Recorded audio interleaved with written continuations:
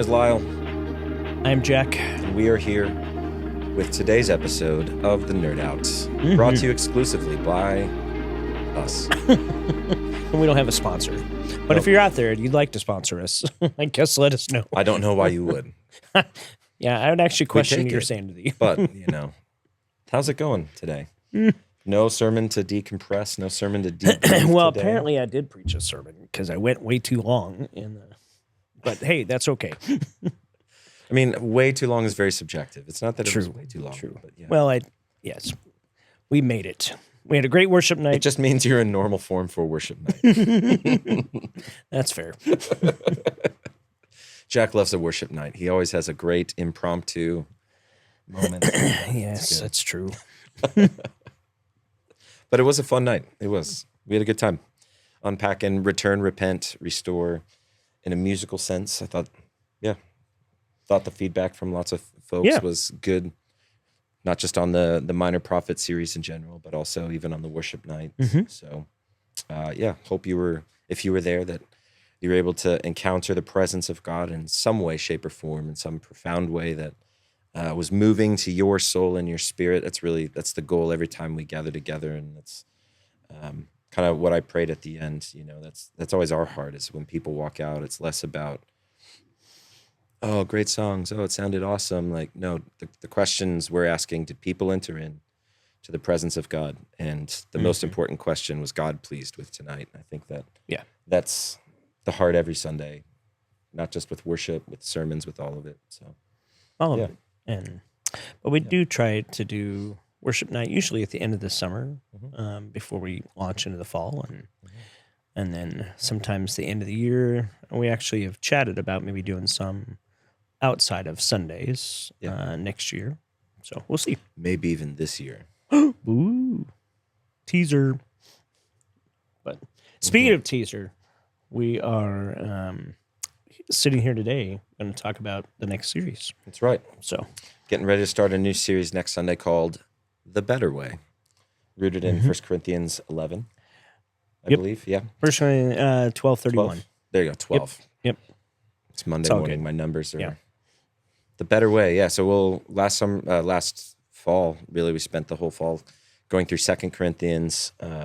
We decided to Tarantino it, work from the back to the front. So we're hitting 1 Corinthians this year. And maybe that's a great first question. What is it about these two letters to Corinth that you felt were timely, just in your time of prayer and your reading of the Bible? What is it that felt like it was time to dive into? Because this is just for our viewers at home, and those who have followed you for a while, who know you from your days at Casas. You're not huge on sermon series longer than 8 weeks normally. No. So to do a 10-week Minor Prophet and then a 16-week 1 Corinthians. Actually, I think but maybe even last year with 2 Corinthians, we Yeah. did 15, 16 weeks on that as well. I think maybe the older I get, the more, because really what drives me, and we've talked about this before, but is trying to help with biblical literacy for people. So we've said, hey, we want to spend some time in the Old Testament and the New Testament, some time helping people see Jesus more clearly, understand his teachings a little bit more, and the principles that come from that. So we've never taught through 1 Corinthians. We've hit highlights and different passages, but never really taught through the book.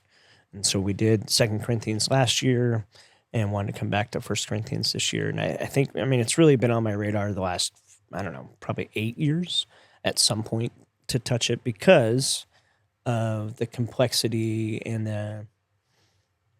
the confusing times in which we live that want to promote a way of living. So you could say the way of the world, the way of culture. You could turn it to the ways of the enemy and how he would love to have people take detours and You can get really make the distracted. argument it's not just a way, it's any way. Yeah, anyway. We're kind of promoting this. And yet what you all see from paths Paul lead is... to truth. All paths lead to the same destination. And so it is this idea of, okay, how do you navigate...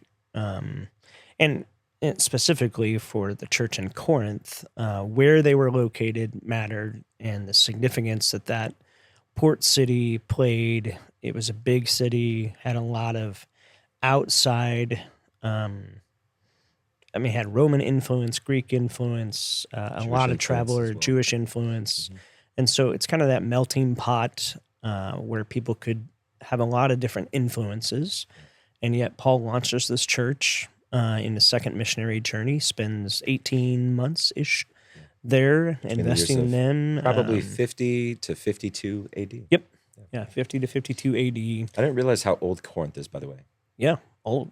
Like 1200 BCs, like 1200s BC. Mhm. Like that city's been around Yeah. for a while. Well, speaking of old projects, you were talking before we started filming, because it's a port city, Hmm. but on the other side of the Mediterranean, other side of Well, it's like, so yeah, there, Corinth is on the Peloponnesian Peninsula. Right. There's this like isthmus that connects that Peloponnesian Peninsula to mainland Greece. So it connects northern and southern Greece. right. But because it's so narrow, ships would pull up to this. That's why it was a port city. Ships would Mhm. pull up. They would unload the cargo from the ships and move the cargo. And if it was a small enough ship, also the ship, they'd move it across. So on they put a logs. bunch of logs Yeah, down and just- roll the boat Yeah. across, Yeah. 'Cause or it was much safer than Right. sailing around the peninsula. Yeah. but then we said you read there's a project that started with Well, they Nero. realized that like that's obviously a lot of work. So Nero was like, well, we should build a canal. Let's cut out a land strip or cut some land out. So they started the project under Nero, and it was completed in 1893. So an 1,800-year-long project that just finished in your great-grandparents' time. That's crazy. So Yeah, lots of bosses took out a there while. Did frustrated they not? about their projects going 18 days over. 1,800 years. Yeah. That's crazy. Yeah, So- I was surprised. Well, and talking sometimes if the ship was too big, it would pull up, unload all the the cargo. They would take that across the land and then put it into another boat that was waiting for them. So it's like, I don't know, pre-Tesla in the sense that or pre-Enterprise, you'd rent a car, drive to a certain area, and then unload, get in a new car. And I guess there was enough boats to do that. And then they'd sail the old one across and just keep rotating. Yeah, That's crazy to think about that yeah. back very in the interesting. first, second century. Right. So, But then being kind of there's lots of talk that it was probably the fourth largest city in the Roman Empire in Right. this era during which Paul planted the church and was writing to the church in Corinth. And just really a cultural crossroads because of the Roman history, the Greek history, the Yep. Jewish history that's down there, and multiple temples. Mhm. But the most prominent temple, of course, was to Aphrodite. Yep. So there's also I don't know even how you say it. There's another temple and then one to Poseidon, which would make sense with all the sailing that would happen there. Yep. So yeah, just with this temple culture, obviously lots of worship there. Mhm. So it's just fascinating that we think that we're kind of where you were going with that. We think our times are unique. We think that we have new Yeah. problems, and maybe we have new problems in the sense like distraction for us looks Yes. very different today than distraction Than it would was look back then, for sure. And yet, when it would come to kind of cultural mores, when it would come to what was accepted, what was really expected of how people would live morally, not all that different from where No. we're at today. No. In fact, there were things that were happening in Corinth that we don't know of happening around here and shouldn't be happening around here. We'll get into that when we get into chapters 6 and 7 ish. 6, 7. Okay. But But say, is he going to do it? I did it. So, but I think the goal here is to walk through the reason.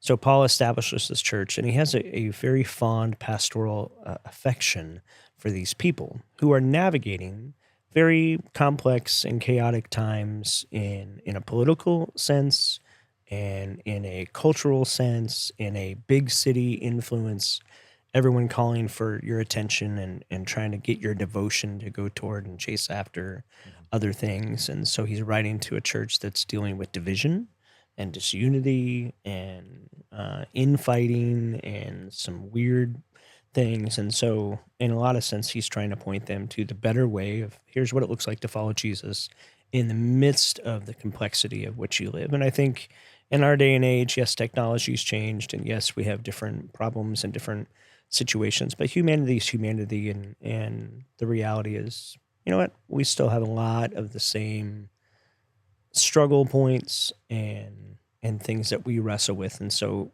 as Paul's writing to this church, and speaking of writing to the church, so we see First and Second Corinthians, letters that are canonized in the scripture. But the reality is most scholars believe that there were at least 4, if not potentially up to 7 to 9 letters that were written back and forth between Paul and this church. I've even read up to 13. Yeah. Yeah. So, and is it Priscilla and Aquila were some of the main leaders there, and they were tent makers like Paul. So Paul's there as a tent maker. That's his real job, so to speak, and yet he's evangelizing, and he was there 18 months. And he developed a close enough relationship with them that he took them with him when he left to Ephesus even. Yeah. And so it's an interesting letter that's going to walk through a lot of things. I love how he starts. That's what we'll dive into this next week. Really calling out their identity and speaking that identity over them even before he gets into the pastoral, shall we say, coaching that he's going to do throughout this letter of like, hey, I'm going to coach you toward the better way of Jesus and stop getting sideways in these things. And so I think in our day and age, too, you talked about how 1 Corinthians, 2 Corinthians canonized multiple letters, but 1 Corinthians was probably Paul's at least his second letter to Corinth. You're right. Yeah, I think you were getting ready to talk about that. And then, so first letter is probably the lost letter, which we don't have. And I think he refers to that in 1 Corinthians 5. So if you're looking to read 1 Corinthians, I sat down, timed myself 44 minutes to read through the 16 chapters of Corinthians last Thursday. As I'm prepping and kind of reading through it, I was like, okay, I need to read through it in one shot. And I just challenge you, if you've never read through a full book of the Bible, we got to do that with the minor prophets because they were short and it was easy. But sometimes those bigger, longer books, there's a scope of something that you can see when you read it one time through real fast without stopping, that you can kind of see kind of that blanket of overall, here's kind of what Paul's saying. And then you can go back and drill down on some of those pieces. But sometimes that's a nice practice in your study. And one of the cool things about 1 Corinthians, if we compare it to some of Paul's other letters, Romans is probably like Paul's gospel tome. Like that is the one that if you want to see all of the elements of the gospel, which we'll go through at some point in the future. When you get to 1 Corinthians, it's not like that because 1 Corinthians is probably at least Paul's second letter to Corinth. He's actually responding to some of the questions that they asked. He's been asked. So you talk about the divisions. You talk about some of the messengers who are delivering the letters, the reports they're bringing back. Yep. He's finding out that Christians are suing each other. That's another thing about Corinth was that they really had a high view of their judges and of their law. So there was a lot of legal things that were happening. Like Paul was even tried in Corinth at one point. But what's cool about 1 Corinthians is in a day and age in which we struggle, I feel like, because of maybe our lack of biblical literacy, we don't always understand how to build a theological framework from what we read in a way that helps us answer questions about culture.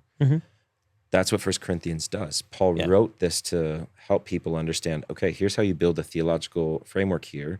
And using this framework, this is how it applies itself into our everyday life. So because the Bible says this, because we understand this to be true, as Christians, we can't do this. Like as Christians, this is how we need to be set apart from others. We operate in this way, and that's what shows the world that we're different. That's what shows the world that the ways of Jesus are different, that it is a better way. Because it really is addressing human nature. And as much as we think human nature, let's be honest, there's so much that's progressed, and just not technologically, but just the way that we live, quality of living, medicine, all of that. the reality is human nature has not progressed the way that we think it has. No, and I think who is it? I don't know if it was C.S. Lewis who talked about the. You'll remember better. Chronological snobbery. Chronological snobbery, is it? He calls it chronological snobbery. So meaning, okay, we're always like no one had it like we're so much more advanced now, and people back then were Neanderthals. We figured it out. Yeah, it's just the idea newer is always they better. were dumb, and so the reality is human nature is human nature, and navigating the world in which we are in, we do need a healthy framework to help us see. And that's really what Paul's addressing in most of his letters, or the epistle letters written to these churches, these groups of people that would gather in homes. And Corinth was probably big enough that it may not have had one house church. It may have had a few house churches in that region, because obviously they didn't have a church building like we have a building in that. And so he's writing to these group of people who have affinity and have tied themselves to Jesus and been submitted their life to Christ, and now they're trying to walk out in the world in which they live. How does that make a difference? And how does that influence how I handle conflict and how I handle relationships and how I handle the sexual tensions of the world in which I live, and how do I honor God with my mind and my body and my emotions and all of this? And so that's kind of what he's writing to. Then it even moves into how do we order things in the church? Mm-hmm. Yep. Yeah. Communion, spiritual gifts. Chapter 12 and 11, 12, 13, 14. Yeah. And then, 13 is the kind of the famous love chapter, which you often will hear at weddings, but he's actually writing. It's kind of a smite to them of like, this is what it should look like, and it's not anything like that. And so you're a resounding gong. Is basically what he's kind of writing to. So it's pastoral, tongue-in-cheek, but he's really trying to point them to the better way. So again, 1 Corinthians is the canonized letter. 2 Corinthians is the canonized letter. Probably letter 2 and letter 4, maybe. But scholars have debate on that. The first letter is kind of that lost one that we don't have. But again, these are written down for us to see who God is, how God calls us to live, and that's the beauty of, I think, Paul's letter to the church in Corinth, which was a messy group of people. And I would say, you know what? We're probably a messy group of people who don't have it all figured out, but we're trying to. And some of the principles and lessons we'll get into here, I think, will be really applicable and helpful, and a good coaching kind of letter to all of us to live the better way of Jesus.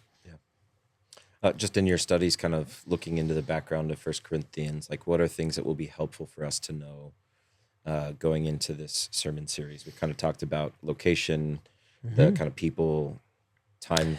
I think that melting pot area where it's a lot of different influences from different cultures and the ways people would normally approach things. And so the confusion that would be part of the world that they would navigate and go, okay, how does God fit into how I'm trying to figure out how to live? I think that very much mirrors the reality in which we live. That there's a lot of you have different background and experiences that you come at life, and then maybe you encounter Jesus, get saved by him, and now it's like, okay, well, what do I do with that, and how does that now influence, and which filter do I use to make my decisions and make my choices? That some of that wrestling that we all go through, that's the same. I think the sexual promiscuity, or maybe not promiscuity. I mean, there was that,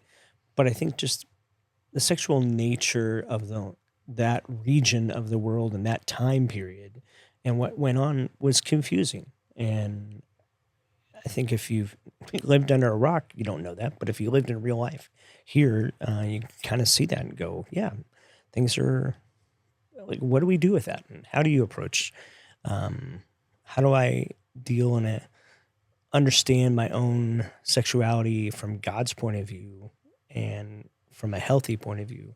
That matters. And how do I deal with divisions and with strife in relationships? Raise your hand if you've had arguments with people. So like, how do you deal with the tensions that come up in relationships? How do you deal with the strife that will be there? How do we protect unity? That if Jesus's priestly prayer in John 17, as the longest prayer recorded of Jesus that we have recorded in the gospel accounts, where he's praying over his people, his church, his followers, to be these unified people, that they would be one with the Father as Jesus is one with the Father. And so this incredible unity that would be such a contrast to the disunity of the melting pot arena of the world around him. How do you fight for that? And how do you fight to keep that when everything else of the ways of the world wants to pull that apart and tear that apart? So that polarization that could happen. And I feel like, yeah, we're in times a lot like that. And so how do you navigate those strifes, those tensions? How do you navigate how you do church and the kind of people we're to be? What's the baseline of how we relate with people? That's chapter 13. And so then he's got some closing words in chapter 16 and stuff. But I think there's a lot here that will be applicable for us to dive into. So, and we haven't gone through 1 Corinthians. So again, we're trying to grow your biblical literacy, that you'd understand all the books of the Bible. When it's all said and done, hopefully we'll continue to work our way through it. We'll actually hit Romans in a year or two, and that'll be fun. That's kind of his theology 101. Like, I would say epitaph. Theology like 401. Like 401. He gets up there. But yeah. So, how about you? Thoughts on what you're thinking of as you look at 1 Corinthians and what people may encounter as we go through it? I mean, you're covering pretty much all that's there. It's a pretty good overview of it. Mm-hmm. So I was just going to say, I think it's really funny how sometimes there's those memes of how so-and-so, like how these people read the Bible. And they'll show they'll redact like certain things like in verses to make it say what they want it to say. And one of my favorite ones is like how cessationists read the Bible. And it's like 1 Corinthians and they just black out all of 1 Corinthians 12, all of 1 Corinthians 14, and then 1 Corinthians 13 is still there. It's like, as much as we hold up the love chapter, we forget that it is right in the midst of the gifts that the Spirit gives to people that are meant to serve the body, that they're gifts that people receive of healing, of prophesying, of teaching, of speaking in tongues, of being able to interpret tongues. All of these things were meant to encourage the church and to encourage the body. And I love that the framework that Paul's writing from there, he's like, there's order to all of this. Like God desires order in the way that he's worshiped. It's not just a free-for-all where I get to come bring whatever I want before God. And he's just like, I'm just so happy you're here to bring it to me. It's like, no, God is a holy God who wants to be worshiped in a particular way. And he wants us to approach him in a particular way so that our worship would be pleasing and acceptable to him. But in all of that, I know you'll love this. Even in 1 Corinthians 14, as it's setting up the order, the assumption is that non-believers are coming to check this thing out. Yes. That there's something attractive that's taking place in the way that the church functions when they gather together. There are things that are happening that cannot be explained, but are leading to life transformation in powerful enough way that even outsiders want to come and take a peek and see what's going on here. Right. You know, would people look at elements? Would they feel that way when they think about what happens on Sunday afternoons? Would they think about that in the way that, you know, our small groups, when we get together to meet in homes together, all of that, like what kind of transformation's taking place within us that's leading others to want to check that out? Not even just it's the transformation, inner work that God's doing in us individually, but I think it is that divine unity that is meant to put on display. It's what Jesus said. People will know you're my followers by the way you love one another. Not by, he didn't say, okay, by the way you understand my love for you, although that matters. And the way you love yourself, okay, well, we know that matters because we're to love the Lord our God with our heart, soul, strength, and mind, and to love our neighbor as ourself. And so that matters too. but it is the way we love one another, the way we relate one another, the way we protect unity, the way that we deal with conflict, the way we are advocating for one another and with one another, that the way we do that is supposed to produce something that is so strangely different. In fact, one of the commentators I was reading for this first message talks about the strangeness of holiness. And it's that, okay, as we live as a holy group of unified people under Jesus, he's the Lord of us, and we are now saints under him because of what he did for us. And as we live this way, there is a strangeness to us as Christians. And then that is meant to catch the eye of people who are not Christians and people who are following the ways of the world and going, okay, I've chased down this alley and I've chased down this road and I've chased up this ladder. And the reality is I've not found what I'm looking for. U2 quote, okay. And so I've been looking for all this stuff and I haven't found what I'm looking for. And then yet there's this group of people over here that is, okay, there's something strange about them, but there's something alluring about the way what they found and purpose and significance and meaning. And maybe I need to investigate that. And so I think that's part of the beauty of the church when it's functioning in a healthy and beautiful way. Yeah. And really the only two things just for context, with what you just said there, they still didn't even get it right. No. It was a work in progress. And I think that's encouraging for us too, because 2 Corinthians was written for a reason. And if 2 Corinthians is probably the fourth letter, at least, if not the fifth or sixth, the reality is it was a messy church. They struggled to get these things worked out in the same way that a lot of times we have to wrestle with what God's word says, what it calls us to, and the change that if we're going to respond to it properly, that really should take place. So I think it's good to know that, Paul gave all of this, and it's not like a sitcom where the music started to play at the end, as Paul puts his arm around everyone in the church, and it's like everyone applauds, and there's it's like, sweet, there's a nice big bow, and it worked out. No, that's not it. That's not how that plays out. So there's a messiness to that. The one other thing that we didn't bring up is really close to Corinth. They would hold the Isthmian Games. Oh, yeah. So that's the beginning every of the Olympics, couple of right? years, people get together. So athletics was really important to this region. They were very familiar with athletic competition. They really valued athletic Wasn't that competition. some of the foundation of the soon-to-be Olympics coming out of that? Yeah. So that's Paul is going to use those sorts of references when he writes. We'll see that in particular in 1 Corinthians. Just kind of knowing that background, I think, will help. Just give us a framework of what we're entering into in the coming 16 weeks that we go through. Yeah. The book of 1 Corinthians. So. My hope is someday, when there's a little more peace in the region, to still go back and take a trip to Israel with anybody that's interested in going from Elements. And we had worked out the idea of going to Corinth or to Athens area and stuff as a part of that trip. And so still hope to do that. Maybe it's 2 or 3 years from now, but so there you go. You can put it on your bucket list for down the road if you want to join. But we'll pray for peace in the meantime, for things to settle down a little bit. That's good. So, all right. Any parting thoughts for us? Anything else to...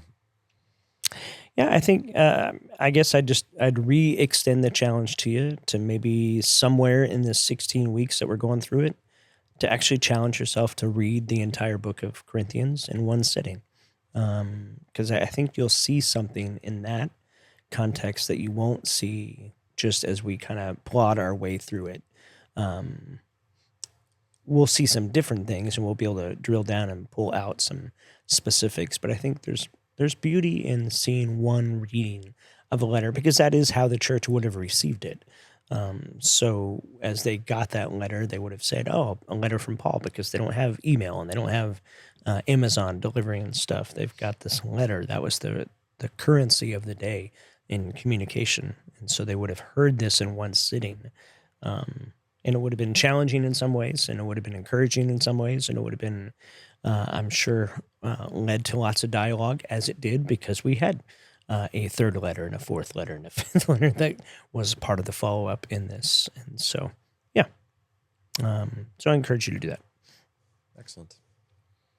Well, Good? thanks for taking time Yeah. to chat through the introduction to First Corinthians. So hopefully this is helpful for you as we move into the Better Way series. But excited to kind of dive in. We keep saying like biblical literacy. It's really, think of it as biblical comfort. Like we want you to have more comfortability as you read through the scriptures to kind of understand what's going on and just kind of learn tips and tricks on, where are we getting information? How do we read commentaries where we're pulling from that? Like we try to equip you with some of those resources we've talked about, soniclight.com and Dr. Constable's Bible Notes. It's a great place to get background information on a book, to get context. Even a simple Bible encyclopedia or a Bible handbook. Exactly. Like there's Moody Bible Handbook. I think we still have one back here. Yeah. That's easy. Sometimes gives you context as you're reading through a book of the Bible. Like here's the context of the history and the moment and the people and influx, the influences. And that's all good to have too. Absolutely. So look forward to worshiping again with you this Sunday as we start our new series, The Better Way. Hope you'll be there for the Holy Roar at 4. There it is. It's been a year officially. It has been a of year. Having made the time change to 4 p.m. So. We do have Glenn Elliott's coming in this series, September 13th. And when I emailed him last week, I was like, hey, reminder, we started 4 because it's been a year. Well, thanks for joining us today. Hope you have a great week and a blessed week. We'll see you soon.